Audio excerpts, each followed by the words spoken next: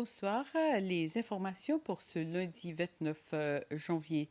Les forces spéciales des forces de défense des Seychelles, les SDF, et les gardes-côtes des Seychelles à bord du navire des gardes-côtes Topaz ont mené avec succès une opération visant à reprendre le contrôle d'un navire sri-lankais détourné par des pirates armés somaliens.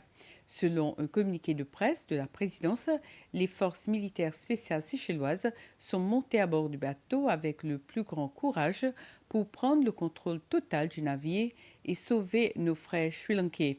Le commandant en chef de la SDF, le président Waverum Kalawan, s'est entretenu avec le chef des forces de défense, le brigadier Michael Rosette, pour féliciter l'équipe des forces spéciales et des gardes-côtes pour une mission bien exécutée et réussie.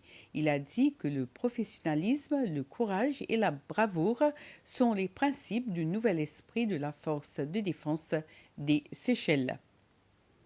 Le ministère de l'Éducation a signé un accord avec Autopanel, qui est un atelier de réparation des véhicules sur la zone industrielle de Providence. Autopanel dispensera des sessions de formation aux étudiants de l'Institut séchellois des technologies SIT. L'accord est un partenariat encouragé par le secteur public et le gouvernement. C'est un haut fonctionnaire du ministère de l'Éducation, du département des terres et du SIT qui a signé l'accord avec la société. L'accord porte sur la construction d'une installation par Autopanel sur un terrain appartenant à SIT et le terrain servira de centre de formation pour les étudiants du SIT.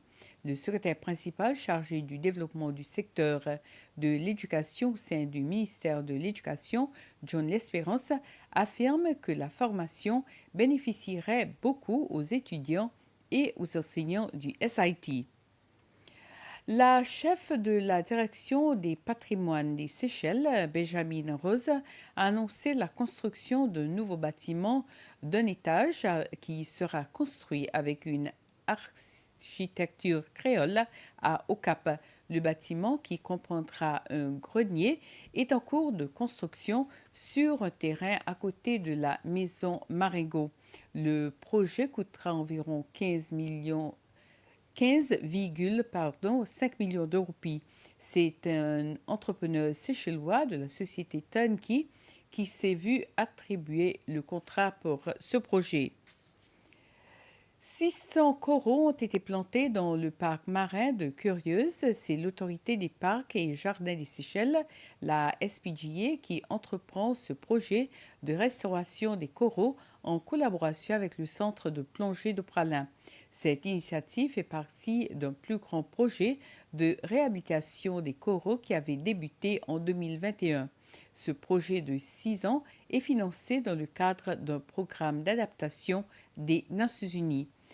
Voilà, c'était le flash des informations. Merci de l'avoir suivi. Bonne soirée, à plus.